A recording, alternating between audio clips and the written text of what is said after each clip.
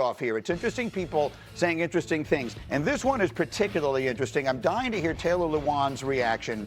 Cam Ward, after his Tennessee team fell to 0-4 this past week, described his own team like this. I mean, we keeping a buck right now. So we 0-4. We have, at this point, we got nothing to lose. We dropped a quarter of our games, and we've yet to do anything. So we have to lock in. So that's what he said. Taylor, your reaction? I'm Taylor Lewan, and I approve this message. that is my reaction. Okay, so that's a funny reaction, and I like it. And you were a Tennessee Titan and all that kind of stuff. Here's how I reacted to it.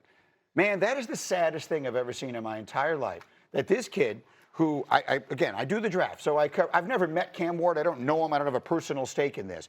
But I know everything about his journey. He started at Incarnate Word. He worked his way all the way up to where he becomes the first pick in the draft. All we hear about him is exactly what you were saying earlier. First one in the building, last one out of the building, working like crazy, doing all the right stuff.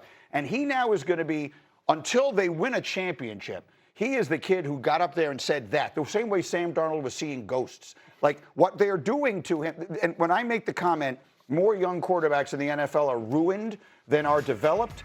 This is a perfect example of that. If this team wasn't ready to support their first pick in the draft, they're non-competitive in the games that they play. And you're putting this kid in a position that, maybe he overcomes it and winds up being a great player. But a lot of people wouldn't. And for him to have to stand up there and say that, I understand that it's funny on some level, but it also struck me as very sad. Yeah, no, it is sad because they're not a competitive team. You bring up Sam Darnold seeing ghosts, and that is a funny, thing that everyone brought up. But Cam Ward is just telling the truth, and the truth doesn't care about feelings. So when you watch Cam Ward and the right tackle issues they have, they're missing J.C. Latham, their defense is giving up a bunch of yards. They put up 0 points against an 0-3 Houston Texans team. They are not a competitive team. You see them in situational football. 2-minute drill, the first week against the Denver Broncos. They don't push the ball in the field. They get backed up. They try to throw it 3 times instead of running the ball. Ends up in the Broncos scoring their first touchdown. Then they go to the next week. The next week, they're sitting there and they're on the 50-yard line, and instead of trying to take a couple shots at the end zone or pushing the ball a little farther down the field for an easier field goal, they get much more conservative. They're lost from an identity standpoint right now. I don't think Cam Ward saying, let's keep it a buck, we ask, is a bad thing. Because the truth at the end of the day is they're not a great football team. They can be. They've had these lows. When my first year when I was with the Titans, we were 2-14. The next year we were 3-13. Fast forward 4 years later, we're playing for an AFC championship. So those things can happen. What are you laughing about, bro? 4 years. Sorry. Oh yeah. I don't want to go 9-7, 9-7, 9-7. AFC championship. It's a long time. It's a long time. Yeah, but I'm saying this kid got drafted to be here for the next 10+ years. He's going to be here for a long time. Put things around him, spend the money, and get the right coaching. I want to hear from a quarterback. When you see that kid have to get up there in front of the world and say, I can't believe I'm saying this, but it's what he said. Let's keep it a buck. We ass. I mean, what goes through your mind as a quarterback? Yeah, I would tell you the first thing is I hope he doesn't become another statistic of those failed quarterbacks that we sit there and go, what could have been? Right. And then the second thing, and I'm being dead serious, I feel better about Cam Ward today as a player than I did 3-4 months ago going into the draft when I thought he should be the #1 pick. I truly deep down believe he is a special talent throwing the football. Yeah. And the results of the individual performance and the team performance are much more attached to what's around him than his inability to play. Now, is he going to become Baker Mayfield and Sam Darnold and these quarterbacks that everyone said they sucked and didn't put the context of what was around him? I don't think that he's got enough playmakers. I don't think the protection's been great. I'm of the belief, and I know people hate me for it, that you can't live in the shotgun anymore at that position in the NFL because it does a detriment to both the player and the offense. I think that the long-term hopes for that offense in Cam Ward are very bright because of that player alone. Yeah. I don't think that they're ruining him. I think the opposite. I think it's going to build a monster. I think for the young quarterbacks that you say it ruins, those are quarterbacks that need all the elements to be perfect to be at their best. If you watch Cam Ward, even though they're 0-4, he is not one of those kind of quarterbacks. Yeah. I think because it's hard, he's going to be battle-tested, he is going to develop faster, and he's going to figure it out because that is his personality. Every #1 pick goes to non-competitive teams. That's why you're the #1 pick. And the hope is that you have a dude with the moxie and the understanding to be like, hey, I'm going to do what I need to do to help turn this ship. And when I watch Cam Ward, I see it. I said that to you weeks ago. Yeah. I said he's a guy.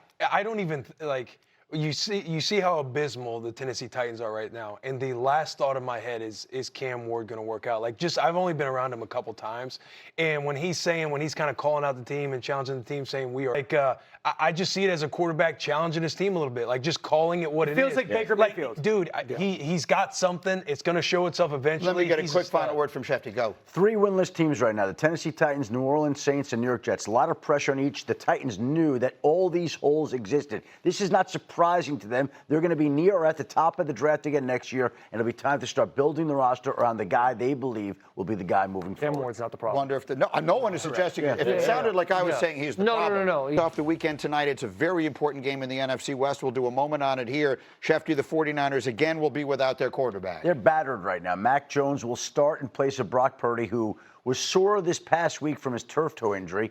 The 49ers found out about it Sunday night into Monday, so they're not going to play Brock Purdy, and they're not going to have Purdy. They're not going to have Ricky Pearsall. They're not going to have Juwan Jennings. They're not going to have George Kittle. They're not going to have Nick Bosa. The frontline star players for this team, with the exception of Christian McCaffrey and Fred Warner, are essentially out from this game. It's a tough matchup. Sean McVay thrives on Thursday night games. If you compare his record and their performance on Thursday nights compared to Monday nights, they believe that he has less time to think, he's more reactive, and he does an unbelievable job on Thursday nights. This is the thinking. And Hawk, I just wanted to quickly ask you, because we talk about it on Sunday Countdown a little bit, and Dan just brought it up. Puka Nacua is one of these guys. When we talk about the best receivers in the NFL, there's a list of names we rattle off. It's Jefferson, it's Chase, it's C.D. Lamb.